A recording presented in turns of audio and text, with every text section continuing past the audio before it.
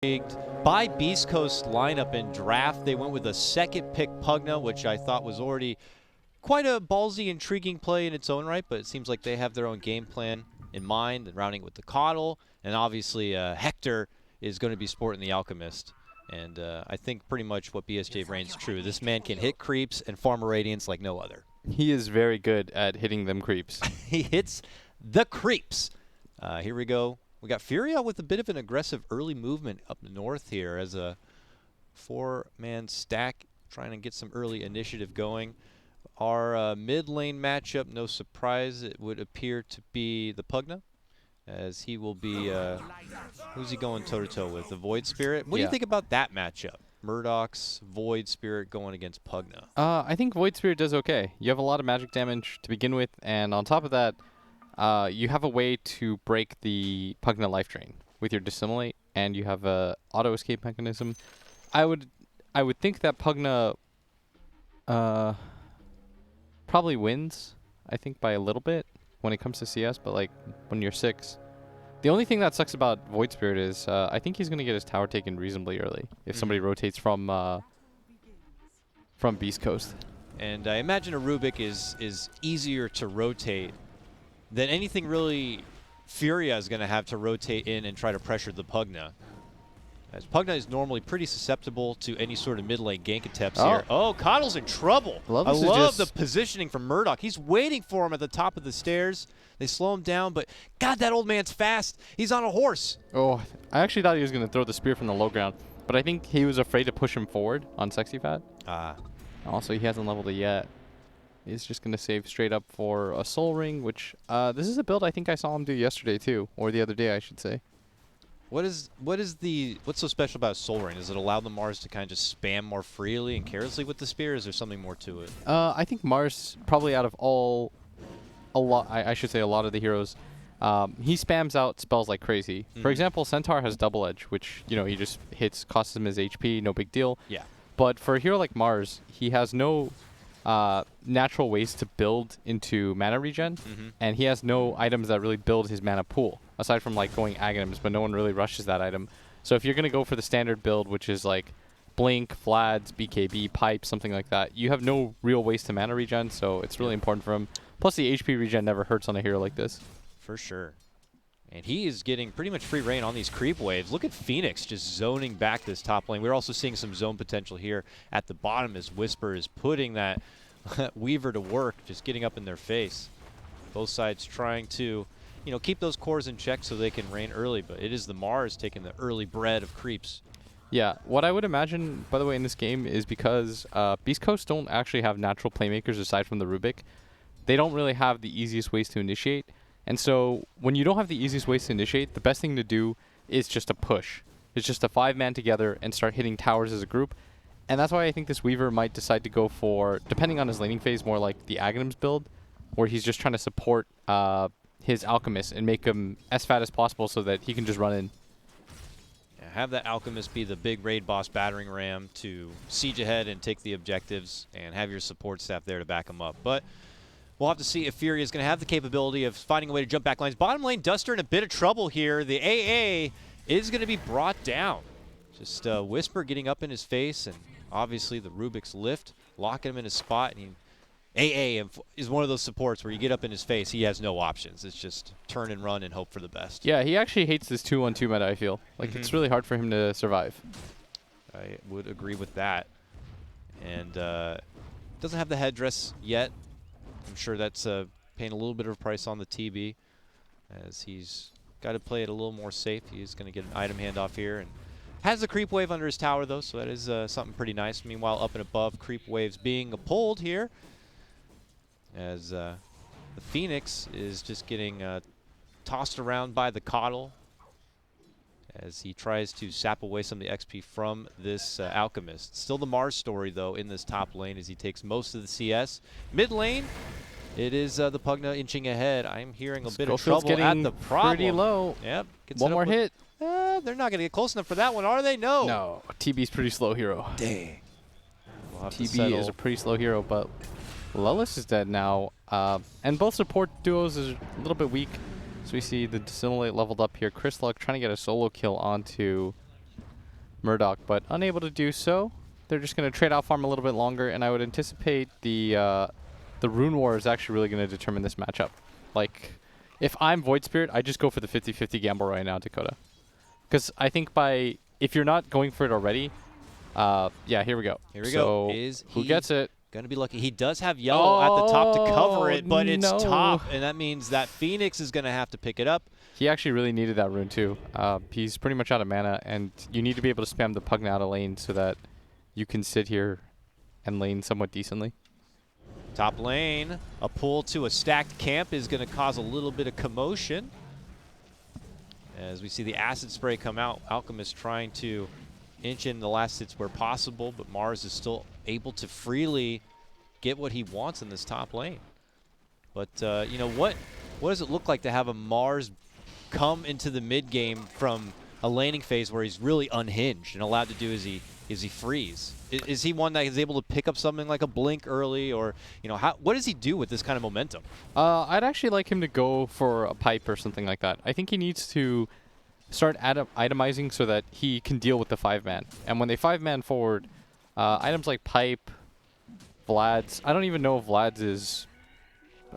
It's hard for me to say which item is better, as Schofield's actually just going to die solo. Yeah, there will be a trade kill for Duster, who I think he popped his salve right there. He did pop He his just lost salve 100 right gold. There. I'm hoping to maybe hide in the shadow of that I tree. really don't know where that was going. He's like, you know, before I go, boys, one last sip of this. And he put it down, and now he'll have to... He didn't have a shovel or anything. That was just money he lost. That's his net worth. Panic drinking, man. It's a thing. This man he's 0-5 for CS. He needs all the money he can get. Like, he doesn't have boots. Like, you know. All right. You should probably consider going to AA, but for now he'll... Oh, he is AA. How funny is that? I would say that... I don't know. Brian, would you go Vlad's or pipe on Mars? You'd buy pipe? I thought so too. But Vlad's does have some value here. There's the Weaver Beetles on top of the acid spray, which I think is really nice. Chris Luck under a bit of pressure here, tied up between the pretty Phoenix big and kill. Void Spirit. They'll just burst him down. He turns to go for the drain. He's got getting the a Zuck. lot, and it's good enough to get the kill on the Phoenix. Dances around a bit, working with the creeps, trying to get as much damage as possible. He should be dead here, right? Murdoch, not able to get the job done. Didn't have any more charges left. Will not be clean. Chris Luck's going for the play. DD Rune? Yeah, he's going to suck him up. Oh. He's going to go back in. He's dead. God. Oh, God. Chris Luck is dead. Oh. He has his ulti on Murdoch, as long as he doesn't miss. Oh. And he nails him. Nice. Oh, that was way closer than I thought it was going to be. And at the same time, RDO does pick up a kill on this Rubik. Nice sequence of events for FURIA. They're still losing in gold for a little, but that's the nature of Alk lineups. The good news for them is that now, because of that solo kill, all three of their lanes are going quite well, and that is one way that you can deal with the Alchemist. What I'd like to see right now, actually, is Murdoch push in this mid lane and then start to go invade into the jungle. If he didn't need to use that DD rune, actually going for Hector here would have been the ideal move. We already have Phoenix snooping around a bit. Hey, what's going on over here? Oh, look at this. Little Alchemist farming up the jungle. Get the hell out of here. It's actually pretty important for Alk in the early game. Like, having this Coddle is really nice because your ulti no longer gives you mana regen. That's one of the major nerfs. Coddle is fantastic at being that mobile mana gas station, if you will. Yep. And I do like, you know, the 2-3 kind of build up. Chris Luck. Murdoch blasts actually down the tower, and Murdoch goes with it. He went into it. He popped his ulti into him. Oh, goodness. Chris Luck might die for this, though. This would be a pretty important kill. Yep. Oh, Sexy Fact, happy to come in and flex what he's massive. earned from the laning phase. And indeed, he is going for pipe. So both me and Brian were not proven to be idiots. That would have been kind of sad if both of the analysts that were hired for this were wrong. I mean, you guys could have put it on Sexy Fat to say he made an incorrect choice, but no, I like how pipe is the humble play. you are. Because I think he needs something to protect against the Pugna. I think the Pugna plus the Rubik are going to be more annoying. Top lane, we got some trouble here. Hector thrown up against the tree. Sexy Fat ready to flex all of that he's Nice earned. move. But Coddle not able to save Precious Hector with the blinding light. I'm surprised that Hector decided to go up to that top lane. If you just look at the lane position, it was really pushed in. And I'm sure some of those FURIA members were missing off the map. They just ganked mid lane, so if they were not called for, then this certainly mid tower hostile. But it's getting blasted down. Chris Luck confidently charging might forward. be dead here. They blasted in, and they will take down Phoenix. Chris Luck, will he pay the price? Murdoch on the chase. Duster trying to slow him down. Oh! There he goes. And down he is.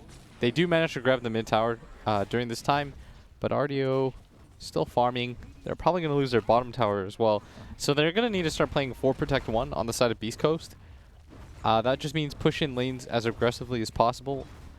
And it does look like Whisper is going to rotate more towards a carry build. And I think that's in large part because his laning phase has been pretty good. As top lane, he's dead again. Dang, back-to-back takedowns on Hector. All right, killing an Alk, it's not just the fact that you're slowing down his farming. It's because he has exponential farming, right? Like, yeah. This hero doesn't linearly gain gold. Like, every second that he's on the map, he gains so much. That means he loses that much when he's not on the map. Yes, and I see where you're going. On top of that, it's because Radiance has such a big build-up timer as an item. Like, you need to build up 3,800 gold at once. Every single death feels so impactful on heroes like that. A little bit of recovery here as we see Duster trying to get up the outpost. It's outpost time as we're 5 seconds till the 10-minute mark. And they're going to grab it right back, which would have been... Oh, Murdoch's out was of it mana. in time? It was very close.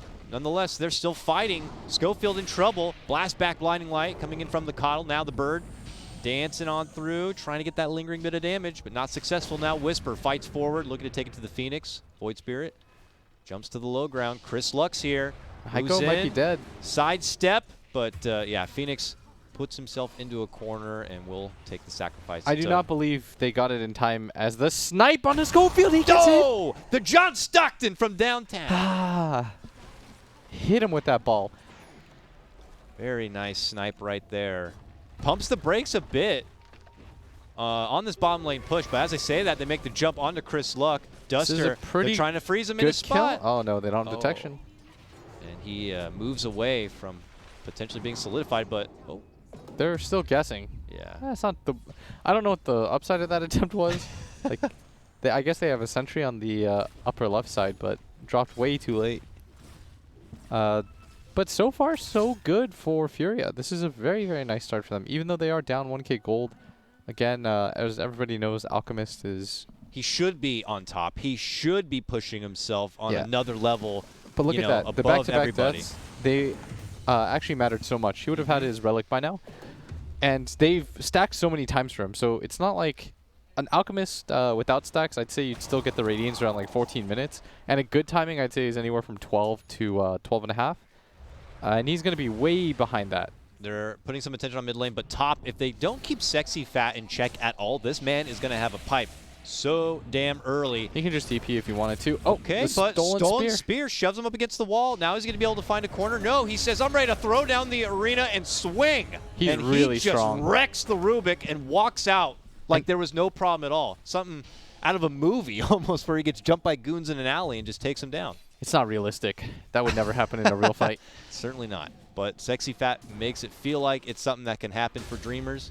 And he's just one step away. He's got the pipe. He's got the pipe, Will. Yeah, he's got a very, very fast pipe. And the Weaver, who's actually really farmed, it looks like Whisper, like I said, is going to go for a carry build. I thought he was personally going to go for the Aghanims and just buff up the Alk and try to hit that timing. But I think because he's had such a good laning phase, he's trying to turn himself into another core. And he might need to, because Chris Luck's timing is not very good right now. Just about, he's got 2 of the 3 components for Aether Lens. And this is considering he's taking the mid tower. He's behind Whisper in net worth. I mean, Whisper has a lot to bring to the table if he does find himself into a good core position. Certainly AA would just evaporate if Weaver makes it to the back lines. Plus additional assistance on the Phoenix Egg. Always always nice to have. And now we have an invasion coming in from FURIA. They're feeling confident. That pipe pickup, swinging a miss on the javelin toss. Schofield's able to create some space between himself and get around to his Beast Coast allies, and now Beast Coast thinking about moving forward a bit. And they just want to protect the jungle for this Alchemist. Alchemist is their cheese pick. It's like their meatball of sorts. They want to make sure that this guy has as good of a laning phase as possible. As I hear a Sexy Fat ulti, he is dominating right now. He's got Rubik's number. Just puts him down again. It is not fun to play heroes like Rubik in a game like this, because Rubik is really fun to play when you can like 3-4-man together and fight. But because they're just kind of protecting the jungle area and they're waiting for Chris to get bigger, he's just sort of a walking target. Serious ward battle here. Yeah, I mean, he really wanted to keep that thing alive. Still not able to take all the detection down, though. So Dire will have that little outpost of vision, if you will. And all the meanwhile, during that skirmish in the jungles, you know, still Whisper was fighting, or farming rather, through that bottom lane. He continues to do more of the same as he's building his way up towards what looks like the early MKB into BKB. Top lane, what's happening here? Schofield's back and already under threat. Sexy Fat says, hello again, my friend. I've brought allies. Here comes Laylis, though, and the Weaver. He drops the Will-O-Wisp. First of the game. Meanwhile, Duster in trouble. Dishes out the ult where he can. Gets good connection. Is able to burst down and finish off the Pugna. 2-for-1 trade already. The Phoenix Egg is going to crack. Schofield heads out the other side, and he's going to get chased down. That should be 3. And they're just feeding right now. These 3 heroes on the side of FURIA. Really good team fight for them. Chris Luck is really not strong at all. He goes down quite quickly, and this is going to be a mid-tower 2 for FURIA, as we're going to see here. Schofield, again, he has nobody to really play with, but he does summon the friends over, and this was a terrible fight for them, Dakota. Yep. And Lelis's ulti was not perfectly placed, and so it was really easy for them to just run out of, and the Phoenix Egg was even better. And sure, they don't have the Alchemist there, and he gets the farm, but you could say the same for the Terrorblade on the other side. The TB is still getting quite big, and TB matches up decently against Alk. You have Sunder, of course, and on top of that, his Reflection is always good against Radiance targets. Oh, for sure. Deciding not to go for the Manta build, I like that. They have really good ways to clear the illusions already, and so that's the difference between going for the Radiant or the Manta versus going for the SNY. The SNY a little bit more fight capable. And now it's a little bit awkward for Beastcoast here. Their little 3-man goon squad is not good enough to really get any sort of action happening. Oh, action is breaking out top lane. They've spun out Little Whisper, and they squished the little bug. And K1, Hector is making his way forward, stuns himself, in fact. Slaps himself in the face, and then Sexy they have Fat the damage for this, makes it even bigger by throwing him into the tree, and they just muscle down the goon. Oh, God. What was Hector doing there? And a tip. Oh, they're just all throwing their coins on him. They're getting demolished right now. This game is not very close. RDO is slowly farming. This guy is a level 25 Terrorblade, if I remember correctly. He is hitting creeps with the best of them. And conversely, you see Hector, he keeps kind of dying solo. In that engagement, he thought he was invincible, but he dies really quickly. And that was without the AA ulti, Dakota. He just didn't have his friends there. I was just pointing out how his 3-man team was often behind, waiting for something to kind of do. And their cores right out front, both going down now. Pressure coming, top tier 2. Big blast onto the Rubik. They do drop the Will-O-Wisp defensively, but it's not able to stop the objective at hand here for FURIA. So they backpedal a bit. Even Phoenix Egg is going to manage to go off. Everyone will survive and tell the tale of how they beat their ass. And 4-on-5, they're losing fights quite handedly. Hector's built for a Radiance and a BKB. He's trying to take these engagements early himself. But I sort of struggle to see how he's going to be effective in these fights. You can see when he hits the egg, his attack speed isn't quite there yet. And I think that the TB might just be a little bit stronger. Like the collective 5-man from FURIA, they're up 1,000 gold, which is always a very good sign when you're playing against an Alchemist because you're not supposed to have gold leads against this guy. It just demonstrates how far behind his team is getting. It's definitely feeling like Beast Coast's best chance in this game is FURIA getting a little lackadaisical, a little passive and not really pushing the objective forward at all. But Chris Luck, Sexy Fat is so good right now. And he's just jumping nonstop. He does have an Invis rune, so he's going to have to guess. Does he even throw it? He missed the dust. That would have been a kill. And Chris Luck will manage. I think he should have just thrown it. Trouble. Man. Oh, absolutely. Just go for it. The wall still hits Invis. It would have been so freaking huge. Oh, courier snipe from Whisper there. But only 3,000 gold is the Terrorblade behind the Alk. It's not bad at all. Took out 2 couriers, actually. Yeah, he's almost got a BKB of his own. This is an item that is very important for you to buy as a core against an Alk. Just because Alk stun is really annoying. The Radiance burn timing is very annoying too. Yeah. And I don't think Alk has any armor items or anything quite yet. He's going to probably need to grab like an AC at some point, because as far as armor goes, I don't think there's a Vlad's on his team. In fact, I'm positive there's not a Vlad's on his team. No, certainly not. I mean, who is their aura builder, really? Uh-oh. I've seen this story before. Little Schofield went out past the permitted line of what was safe into the waters, and FURIA were like sharks waiting for him. And now they move themselves into the Roche pit, uncontested. This is a meta TB with BKB. You have to do. I feel like you have to do something about this. Maybe it's not the worst because Terrorblade is a notorious kind of mediocre Aegis carrier, but it's still really annoying because you want this on your Alk. If you look at Beastcoast's lineup, it is quite all in.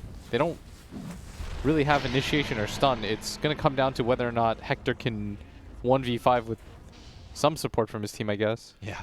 I don't know what it is. It's not like they're going the Agnum's Weaver that will just give him the free second life. That Weaver is actually currently in an arena. Here comes the ball. Oh, it misses. But he does time lapse. Nice. And finds his way out of trouble. It was a quarter of a second off. Dang. They have run into the Alchemist here, though. Okay, they have found the juicy pig in the backlines here who pops the BKB and the stun. Can he find a target? It's Sexy Fat, who is going for the Weaver yet again. This is a really tanky Mars. Been in trouble. He pops the pipe. The egg's out. No one can stop it. And quickly, Beastcoast scramble out the other direction. Chris Luck is going to be the target here. They chase him through the river. Meanwhile, Sexy Fat set on his next target for Schofield. Moves forward on that. The Yules, but boom! They slam him against the tree, and that's the end of that story. RDO with the two. And Lelis is dead too. Oh, they grab another one. Little Lelis, the old man, he's so damn frail. He falls apart. This is so well done by FURIA right now. All their engagements are really nice and clean. They're finding targets. They're able to win fights without the Mars ulti. We saw it used on a failed Weaver attempt. Yep. And they didn't even need the A Ice Blast. Weaver found a nice little snipe onto Duster. This is going to be pretty good. He's going to pop his time lapse instantly. It does heal him back up, and they miss on the attempt to try to find him. In fact, they do spot him. Can he snipe another one here right under the nose of Mars?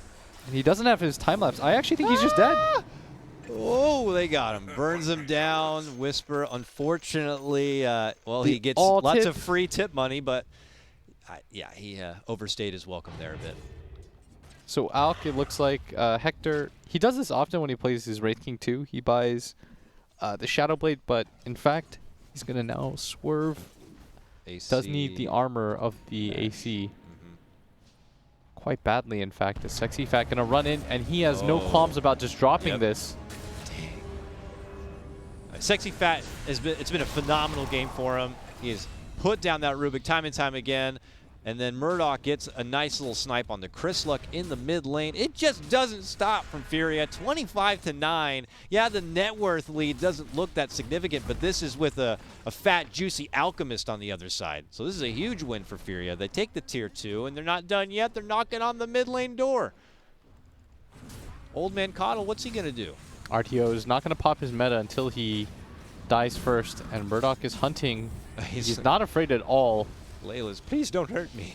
Please. That Acid Cloud plus the Alchemist coming back in is going to make them think twice. I mean, how good is their high ground defense, though, even on Beast Coast? All that they have is, you know, a nice placed Will-O-Wisp and the Acid Spray, maybe a cute little ward in the corner. But is there really much of a strong defensive wall there? They have the Coddle Blast, which I think is really annoying, and the Rubik Fate Bolt. Oh my lord, Schofield has not had a good time this game, let me say. Yeah, it he feels has like had a miserable game. He steps out that door, he is under immediate pressure. Yeah. They recognize the weakling and take him out immediately. He has died so many times in this game, this Rubik. No farm on him whatsoever. Jump in and the arena. instant jump. Going for Chris Luck right under the tower. Terrorblade Metamorph. Can they quickly take out the Will-O-Wisp? Yes, they can. That is the easiest 100 gold ever. A blast does fly through, but Whisper just died. Whisper just rolls through and just gets squished. He actually just tried to drive by, and he got hit 4 times by the DDTB and died. He's like, I'll just do some Sakuchi damage, and they just He died so him. fast, and he didn't realize that he wasn't able to get time lapse off. He's so mortified he doesn't even want to buy back. They lose mid lane. He may have to expend the money. And they're also going to take down Laylas. They'll hit him with the tips. This is unmerciful from FURIA. Wow. This might be the GG. Yeah, they're just going for throne towers. 4 heroes dead. They do have buyback on Weaver, but they're not using it. I'm imagining they're just going to call it then. Woo! FURIA put on a clinic for game number 1 of their matchup against Beastcoast here in the semifinal. Wonderful performance